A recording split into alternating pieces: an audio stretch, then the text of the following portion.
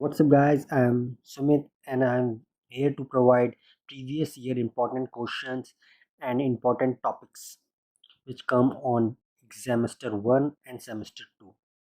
तो आज देख लेते हैं हम।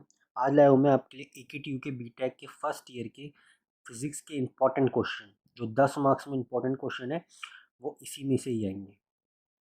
और देख लेते हैं। हो सकता है कि आपके सेमेस्टर 1 में हो फिजिक्स, या हो सकता है सेमेस्टर 2 में हो, वो आप देख लेना।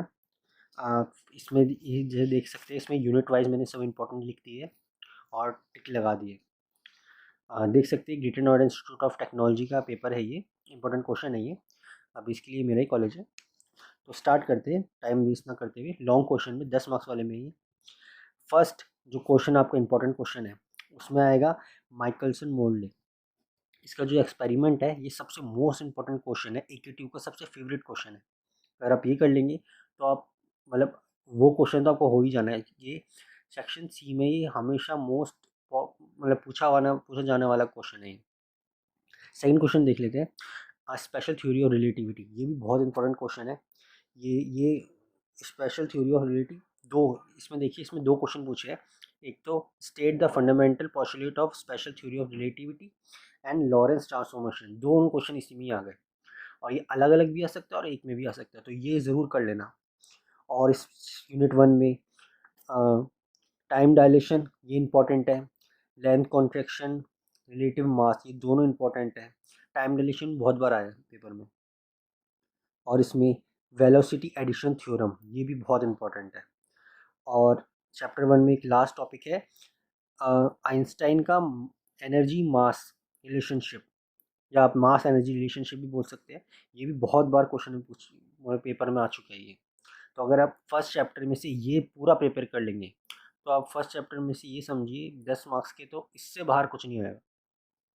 चलिए यूनिट 2 में आ जाते हैं। यूनिट 2 में सबसे मोस्ट इंपॉर्टेंट क्वेश्चन फर्स्ट आ जाता है, डिस्प्लेसमेंट करंट।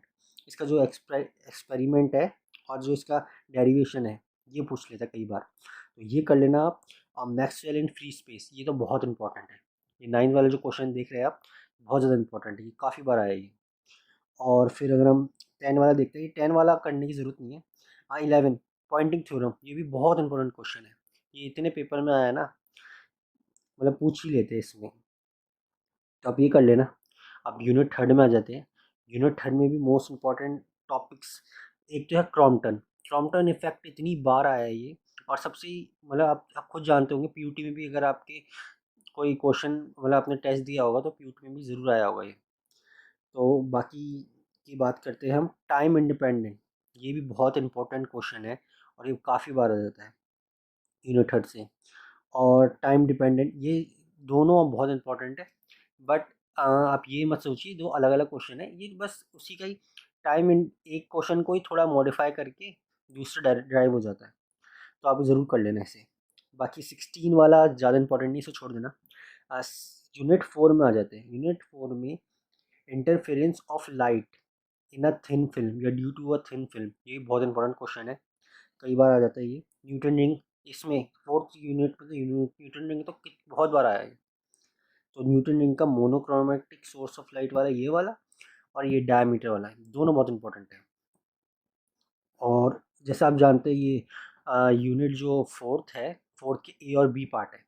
ए और बी पार्ट मतलब जो 10 मार्क्स की जो आपकी सी सेक्शन सी में चॉइस आती है, तो या तो इनमें से पूछेगा एक चॉइस, या तो इनमें से होगा, तो इन दोनों में से आप एक कर लीजिए।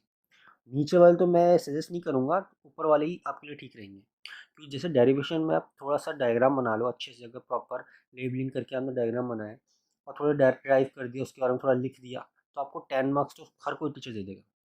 तो आप यही कोशिश कीजिए कि ए सेक्शन वाले करने का। बाकी बी सेक्शन वाला तो रिकमेंड नहीं करूँगा मैं। यूनिट 5 में आ जाते हैं। यूनिट 5 भी बहुत इंपॉर्टेंट, इसमें ऑप्टिकल फाइबर काफ़ी बार पूछा गया, ऑप्टिकल फाइबर मतलब इसका प्रिंसिपल, और इसकी जो टाइप्स होते हैं, इसके मतलब पार्ट्स होते हैं, जैसे कोर, मिडल वाला होता है कोर, फिर होता है क्लैडिंग, फिर होता है जैकेट, तो उसके बारे में देख लेना। अब ज़्यादा कुछ हार्ड नहीं है इसमें, बस छोटा सा डायग्राम है वो बना लेना। और ये एक्सेप्टेंस एंगल, एक्सेप्टेंस कोर, ये इतनी बार पूछा हुआ है, सबसे इंपॉर्टेंट क्वेश्चन है इस यूनिट 5 का। यूनिट 5 का सबसे इंपॉर्टेंट क्वेश्चन है, बहुत से पेपर में ये समझिए 10 में से 8 या 9 पेपर में ज़रूर आएगी। और ये सेक्शन जो क्वेश्चन 7 वो क्वेश्चन होता है सेक्शन सी का, उनमें ज़रूर आता है। बाकी इसमें एक ये पार्ट हो गया और एक ये वाला पार्ट हो गया। इसमें से आइंस्टाइन कोएफिशिएंट भी कर लेना आप, कई बार पूछा है।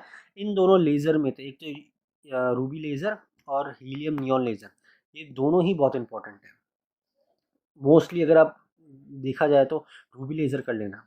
वैसे हीलियम नियॉन भी काफ़ी बार पूछा गया, वैसे कुछ हार्ड नहीं है इसमें, बस थोड़ा डायग्राम बना देना और थोड़ी एक्सप्लेनेशन कर देनी है बस, और 10 मार्क्स मिल जाएंगे। बाकी वीडियो ना ज़्यादा लंबी बनाते हुए, अगर आप AKTU के स्टूडेंट हैं और आप चाहते हैं ऐसी इंपॉर्टेंट क्वेश्चन या टॉपिक्स आपको मिलते रहे, तो please subscribe my channel and thank you.